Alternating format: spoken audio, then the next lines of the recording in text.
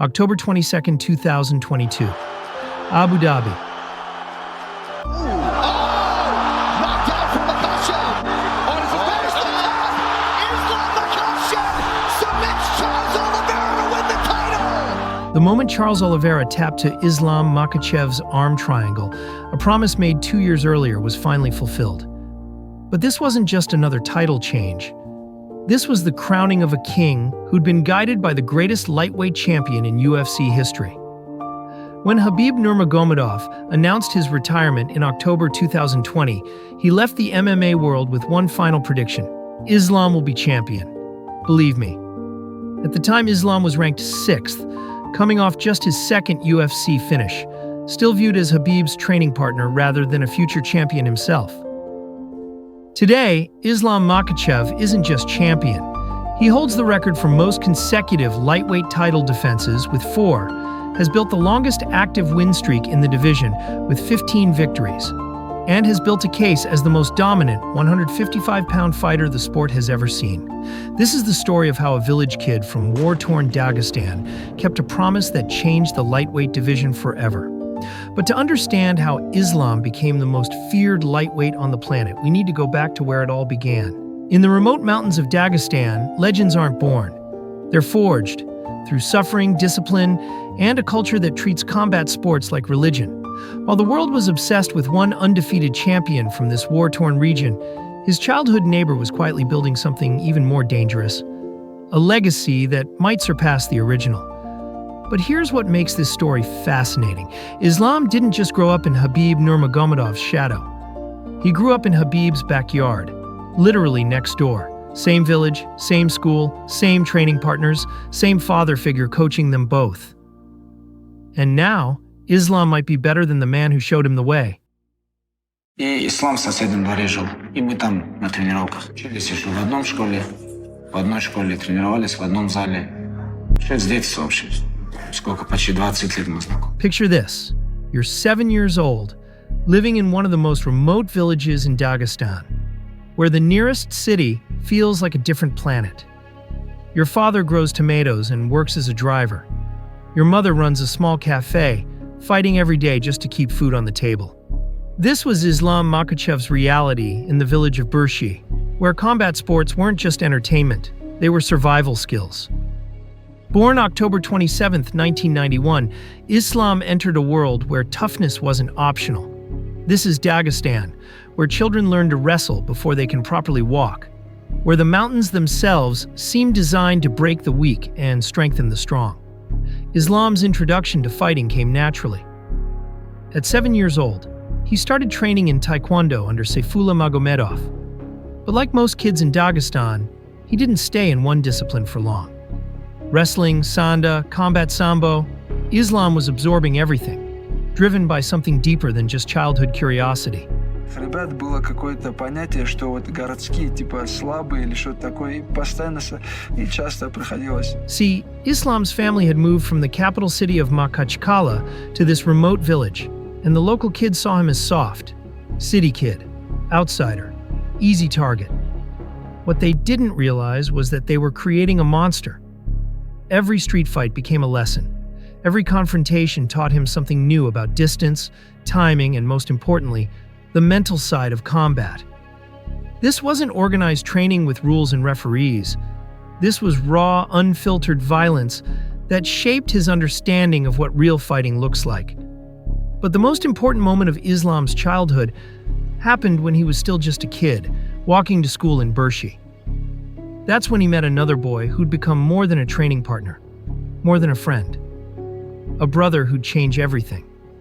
Khabib Nurmagomedov was 3 years older, but they lived next door to each other.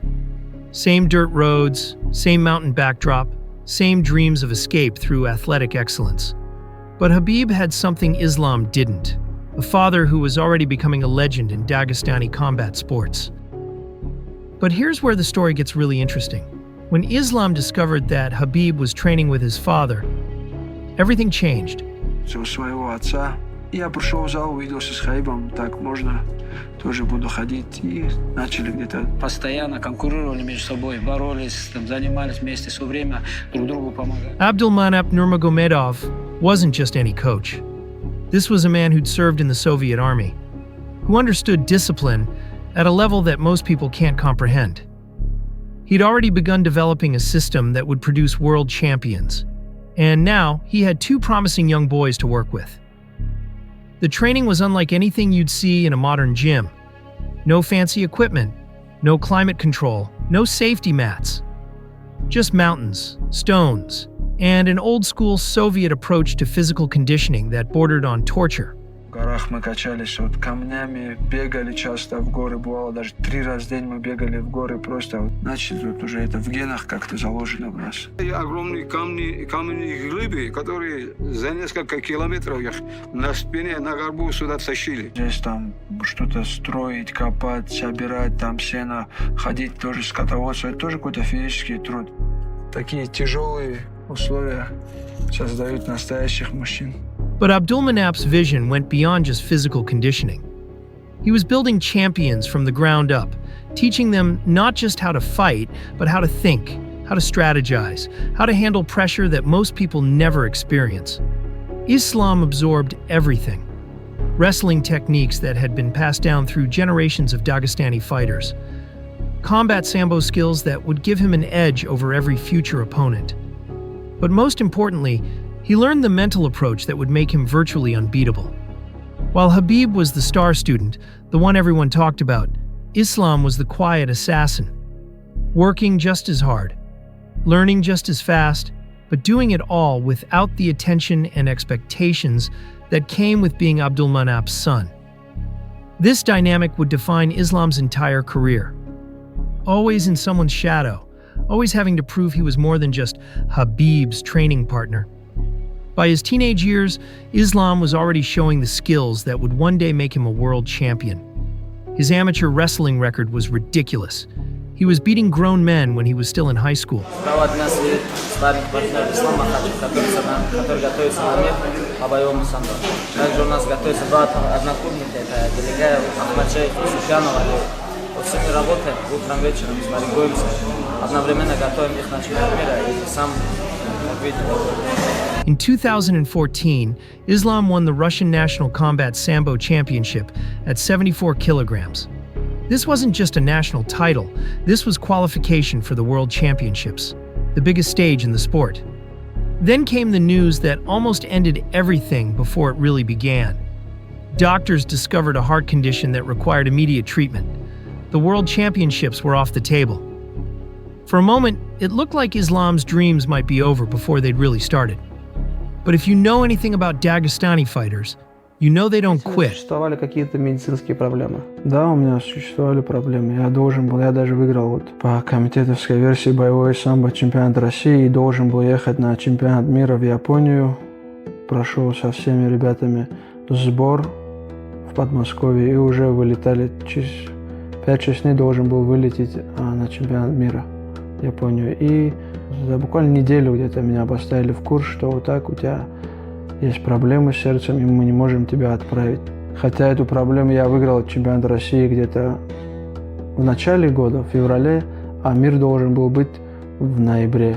Они, сборные могли мне сказать в начале, потому что сразу ты выигрываешь Россию, тебя отправляют на полное медобследование, и тогда у меня вывели проблемы.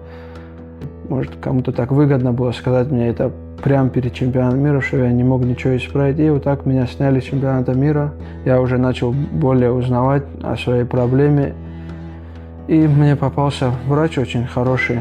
Тогда я с ним пошел, посоветовался, и он мне сказал, если ты планируешь провести большую карьеру, долго выступать, давайте проведем маленькую операцию РЧА. Просто у меня сердце билось, как у обычного человека, и в другом месте еще один скачок давал, как лишний раз у меня сердце билось. Islam got the treatment he needed, went back to training, and in 2016, he did something that established him as a legitimate world-class athlete. He won the World Combat Sambo Championship, beating Bulgaria's Valentin Benishev in the finals. World champion. At 24 years old, Islam had conquered the sport that had produced some of the most dangerous fighters on the planet. But there was one combat sambo match that deserves special mention, the Nazran Combat Sambo Cup. In one corner, Islam Makhachev, already showing the positional control that would make him famous. In the other corner, a creative striker named Zabit Magomedsharipov, who would later become one of the UFC's most exciting prospects. For 2 rounds, these future stars battled in what can only be described as a preview of Dagestani greatness. Zabit dominated the first round, controlling Islam and landing significant strikes. His pressure was relentless, his technique flawless. But Islam wasn't going to be controlled easily. In the second round, he showed the kind of adjustments that would later make him a UFC champion. The momentum shifted completely. And when the judges' scorecards were read, Islam had won by decision. Looking back, it feels almost prophetic. 2 young Dagestanis, each destined for greatness, testing themselves against each other before either knew how far their journeys would take them. The loss didn't define Zabit any more than the victory defined Islam. They were both still learning, still growing, still discovering who they would become. By now, mixed martial arts was exploding in popularity, and Islam was watching Khabib's early UFC career with intense interest. Every fight, every victory, every step toward the title was a lesson in what was possible for a kid from Dagestan. Islam started his professional MMA career in 2010, and from the very beginning, it was clear this wasn't just another regional prospect trying to make it. This was something special. His early fights were almost boring in their dominance. First-round submissions, technical knockouts, decision victories where his opponents barely touched him. Islam was implementing everything he'd learned from Abdul Manap, but now against professional fighters who were supposed to be dangerous.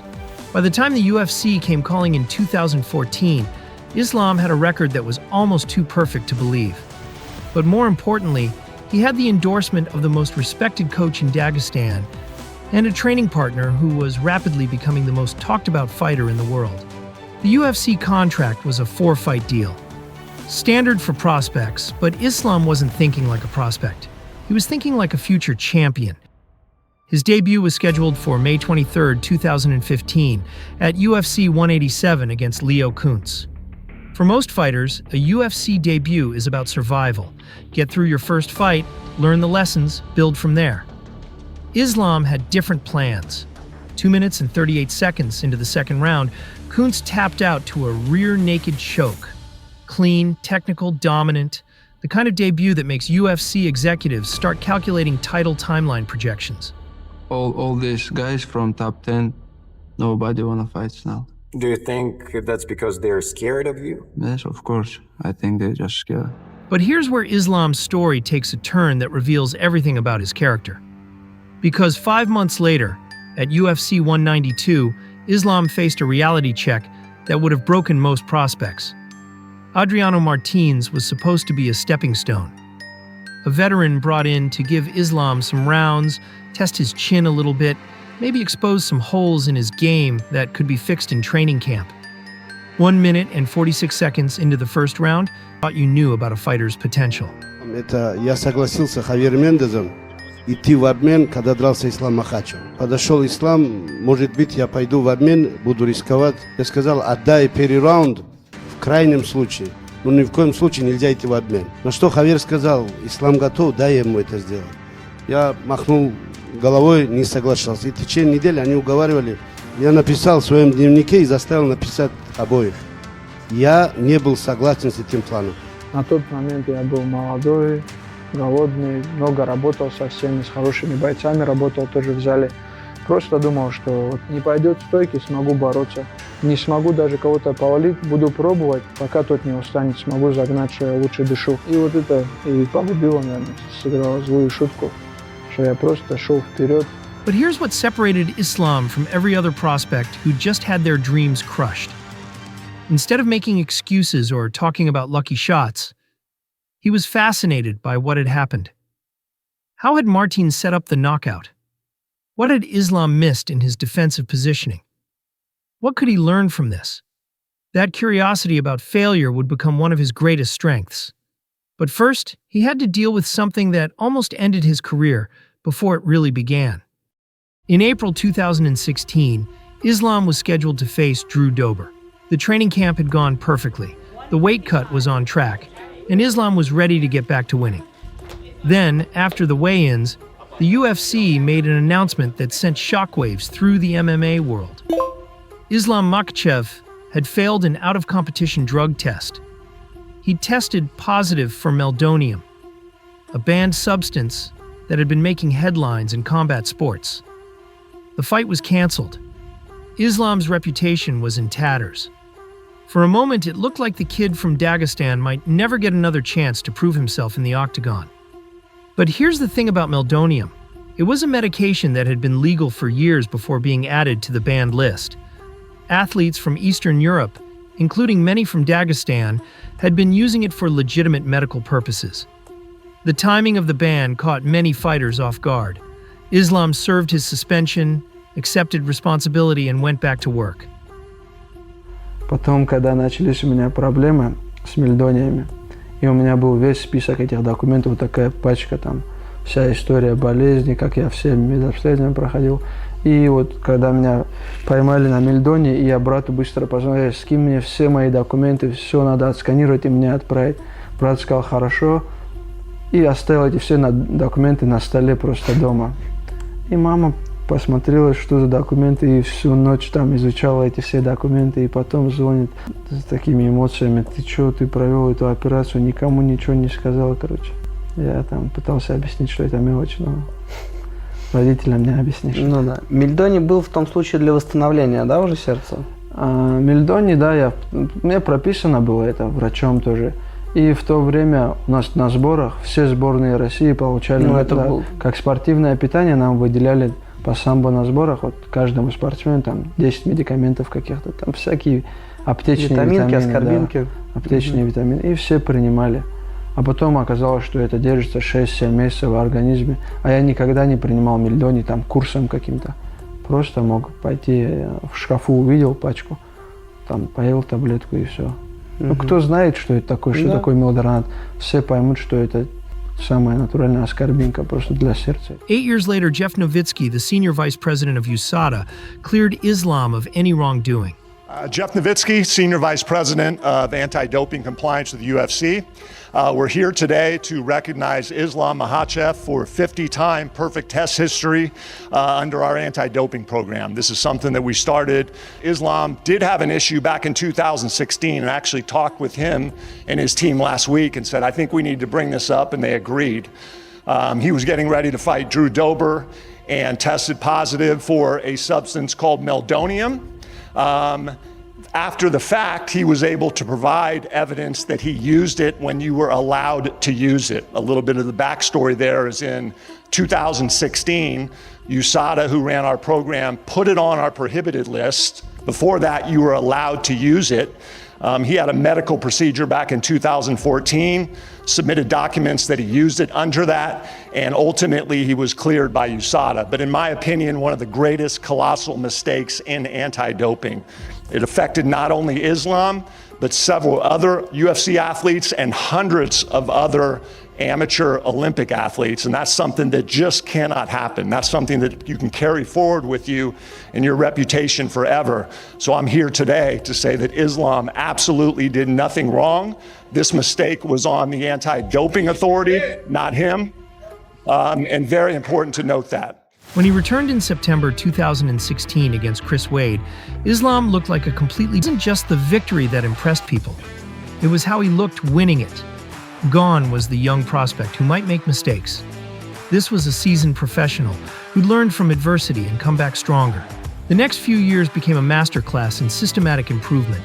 Fight after fight, Islam was getting better.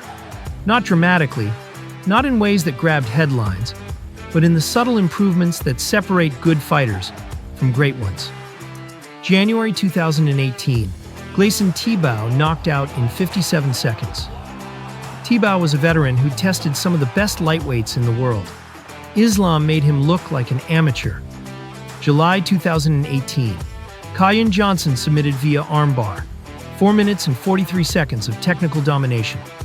But the fight that really announced Islam as a title contender came in April 2019 against a young Georgian prospect named Arman Tsarukyan.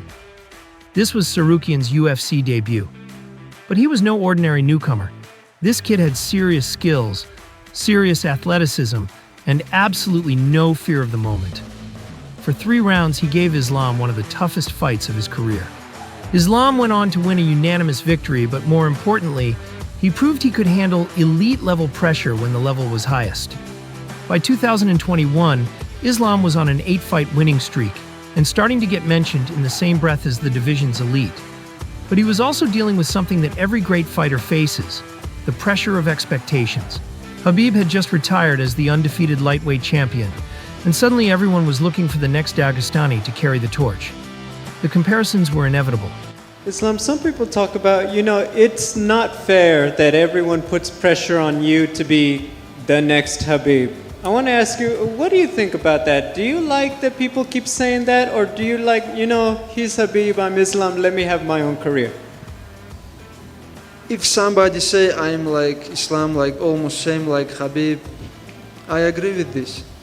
I wanna be like Khabib, He's great man, He's champion. He have a lot of money now, he have everything now, but he's still humble guy. He's coming to USA without his family. He stay here 1-2 months just for help, He don't take money, nothing. He just come and help all team. He do everything for team, Okay, we come to USA without him, to San Jose. He rent big house for team. He rent a lot of cars for team, and nobody pay. He pay for everything, That's why I cannot explain to you about like Khabib, because he do a lot of stuff, but nobody know this. But we always have to tell him. Thank you. The wins were getting more impressive. Drew Dober submitted via arm triangle in the 3rd round. Islam Makhachev submits Drew Dober. Thiago Moises rear naked choke in the 4th round. Dan Hooker submitted via Kimura in the 1st round. Islam Makhachev submits Dan Hooker in round 1. Bobby Green ground and pound stoppage in the 1st round. Each victory was more dominant than the last. Islam wasn't just beating top contenders, he was finishing them in ways that made you question whether they belonged in the same octagon. But the ultimate test was coming. Charles "Do Bronx" Oliveira, the most dangerous lightweight on the planet, holder of more UFC submission wins than anyone in history, coming off back-to-back wins over Dustin Poirier and Justin Gaethje. When the UFC announced Islam Makhachev versus Charles Oliveira for the vacant lightweight championship at UFC 280 in Abu Dhabi, it felt like destiny. 2 grapplers with completely different styles. Oliveira, the submission artist, who'd overcome every obstacle life could throw at him. Islam, the methodical wrestler who'd been preparing for this moment his entire life. The build-up was perfect.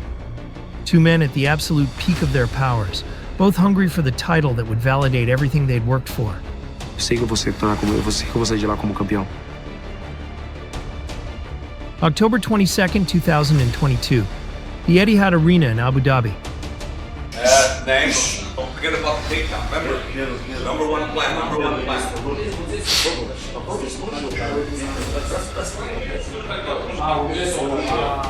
Зашел, если ты задумал, верно заходил. Буханка он был. Но у нас нет цели рубиться, подарить не можем рубиться. Хочешь выйти за дистанцию, стой. Нас подошел, все, вот дистанция действует. Тяжелые буханки, борьба или клинч.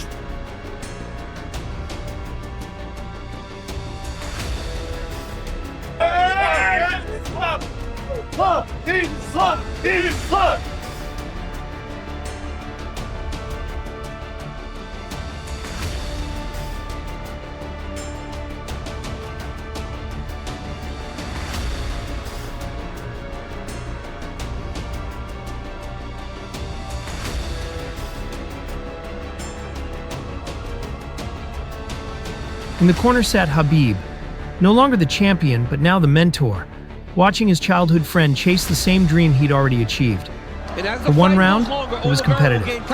Oliveira was dangerous on the feet, threatening with submissions every time the fight hit the ground. Then came the 2nd round, and Islam landed a perfect right hand that dropped Oliveira to the canvas. Islam followed Oliveira to the ground, and did what Dagestani fighters do better than anyone else in the world. He found the position, secured the grip, and slowly, methodically squeezed until Charles Oliveira, the man with the most submissions in UFC history, was forced to tap out. Islam Makhachev was the new UFC lightweight champion. The emotion was overwhelming. All those years of training in the mountains, all those fights where he was introduced as Khabib's training partner, all the doubts about whether he could live up to the standards set by his mentor, it all came pouring out in that moment. This moment, brother. All my life for this moment. All my friends, brothers come to support me, and I just follow all plans and did what all my team say. Just follow all plan. And I know I deserve this. Thank you, everybody. Thank you. Islam, amazing performance. This is his best performance of his life. He just finished 11 win streak. We have 11 wins. You know, it's like very tough guy, very experienced guy. This guy in the UFC 12 years, 11 wins to right now because his time. But right now, Islam just changed this. You know, I'm very happy with that because I know all these years how hard Islam is working. He will stay focused, stay hungry, stay disciplined. Stick with the plan, always listen to us, me, coach, do everything. And right now, this is like he's UFC undisputed champion. Now, very happy. The two boys from Burshi had both reached the summit of mixed martial arts, but now Islam had to prove he could stay there. Now is our plan: fly to Australia and fight in pound-for-pound king backyard with Volkanovski. The first title defense came against Alexander Volkanovski, February 11, 2023, in Perth, Australia. The Great was moving up from featherweight, carrying a 22-fight winning streak and a reputation as one of the most well-rounded fighters on the planet. For 5 rounds, Islam put on a clinic. Not the kind of dominant performance that grabs headlines, but the kind of technical excellence that impresses other fighters. He outgrappled one of the best grapplers in the sport, outstruck one of the best strikers, and showed a fight IQ that bordered on supernatural. What makes Islam Makhachev the great champion he is. Massive right hand! Huge land late in the fight for Volkanovski. Unanimous decision victory, but more importantly, proof that Islam could perform at the highest level even when he wasn't at his physical best. This wasn't the explosive finish that had made him champion. This was championship-level problem-solving in real time. But Volkanovski wanted a rematch. And 6 months later, Islam gave him one that nobody saw coming. October 21st, 2023, at UFC 294 in Abu Dhabi. Alexander Volkanovski was supposed to get his revenge, supposed to prove the first fight had been a fluke. 3 minutes and 6 seconds into the first round, Volkanovski was unconscious on the canvas, victim of a head kick so perfectly timed it looked like it came from a video game. This was a different Islam Makhachev. Not just the patient grappler, but a complete martial artist who could end fights in any realm. The knockout sent shockwaves through the MMA world and established Islam as one of the most dangerous champions in any division. But the most impressive performance was still to come. With a knockout in the first round, do you feel like this proves you are the best fighter in the world right now? I know I'm a best fighter, best MMA fighter in the world. People will respect my striking, and I just show I am not just wrestler, grappler, or striker. June 1st, 2024. UFC 302 in Newark, New Jersey. Dustin Poirier, the former interim champion, the man who knocked out Conor McGregor twice, the fighter many considered the uncrowned king of the lightweight division. This was supposed to be Islam's toughest test. Poirier's boxing was elite, his heart was unquestionable, and his experience in big fights was unmatched. The fight was competitive, back and forth, exactly the kind of war that reveals championship character. Poirier was landing hard shots, pressuring Islam. With less than 3 minutes left in the 5th round, Islam secured a Darce choke that put Poirier to sleep. 2 minutes and 42 seconds into the final frame, Islam had once again snatched victory from the jaws of what could have been defeat. The finish was beautiful in its technical precision. Not the desperate scramble of a fighter trying to avoid losing, but the calculated execution of someone who'd been setting up that submission for the entire fight. Islam had proven something that even his biggest supporters hadn't been sure about. He wasn't just a great grappler who could occasionally strike. He was a complete mixed martial artist who could find ways to win no matter what his opponent brought to the table. By early 2025, Islam's resume was starting to look historic. 3 successful title defenses, tied for most consecutive defenses in UFC lightweight history, with wins over former champions. He wasn't just following in Khabib's footsteps anymore, he was creating his own path. Then came January 18th, 2025, and a performance that reminded everyone exactly why Islam Makhachev is the undisputed champion. UFC 311 was supposed to be the rematch everyone wanted to see. Islam versus Arman Tsarukyan, 6 years after their first war, with the lightweight title on the line. But the day before the fight, Tsarukyan suffered a back injury and had to withdraw. Enter Renato Moicano, stepping in on 24 hours' notice to face the most dominant lightweight champion in UFC history. Most champions would have been thrown off by such a dramatic change. Different opponent, different style, completely different preparation. Islam treated it like a training session. 4 minutes and 5 seconds into the first round, Moicano tapped out to a Bravo choke. Clean, technical, dominant. The kind of performance that makes you wonder if Islam has reached a level where the opponent simply doesn't matter. But here's where the story takes its most interesting turn yet. 5 months later, the UFC made an announcement that shocked the MMA world. Islam Makhachev was vacating the lightweight title to move up to welterweight and challenge Jack Della Maddalena for the 170-pound championship. I'm announcing our return to New York City as UFC 322 takes place on Saturday, November 5th. The main event, UFC welterweight champion Jack Della Maddalena defends his belt for the first time when he takes on former UFC. Makhachev was #1 ranked pound-for-pound fighter in the world in 23, 24, and 25. He cleaned out that division, and he has decided to take his 15-fight win streak and move up to attempt to become one of a few fighters in UFC history to win belts in 2 different divisions. Della Maddalena has won 18 fights in a row, just beat Bilal Muhammad for the welterweight title. This is literally the definition of a super fight. So that's the main event. Champion versus champion, Madison Square Garden. He's beaten everyone in the division, literally, explained his manager Ali Abdelaziz. Islam has beaten everyone in this division. Dan Hooker, Arman Tsarukyan, Charles Oliveira. He's on a 15-fight winning streak, finished 9 of his last 10 opponents. The decision was controversial. Critics accused Islam of running away from tough fights, of abandoning the division that had made him famous. But those who understood his mindset saw something different. This wasn't about avoiding competition. This was about achieving something that even Khabib had never accomplished, becoming a 2-division champion, proving that a fighter from Dagestan could conquer not just 1 weight class, but 2. The challenge ahead is massive. Jack Della Maddalena is a different kind of problem than the lightweights Islam has been dominating. Bigger, stronger, with knockout power that can end fights with a single shot.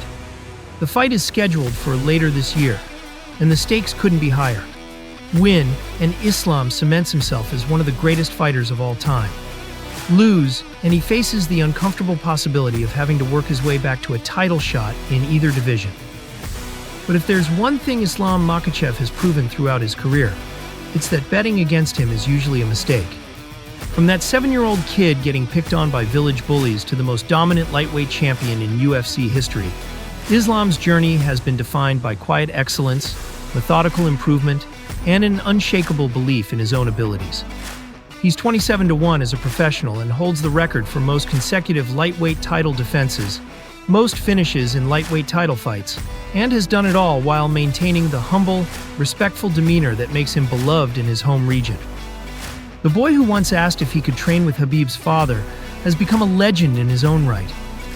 Not as Khabib's successor, not as a pale imitation of greatness, but as Islam Makhachev, a fighter so complete, so dominant, that he might actually surpass the man who showed him the way.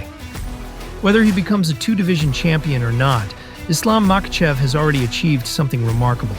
He's proven that greatness isn't just about raw talent or perfect genetics. It's about consistency, patience, and the willingness to keep improving, even when you're already the best in the world. The mountains of Dagestan have produced many fighters, but few have combined skill, character, and opportunity the way Islam has. From that remote village of Burshi to the bright lights of championship fights around the world, his journey represents everything beautiful about combat sports. In a sport obsessed with trash talk and manufactured drama, Islam Makhachev lets his fighting do the talking. And right now, it's saying he might be the most complete martial artist we've ever seen.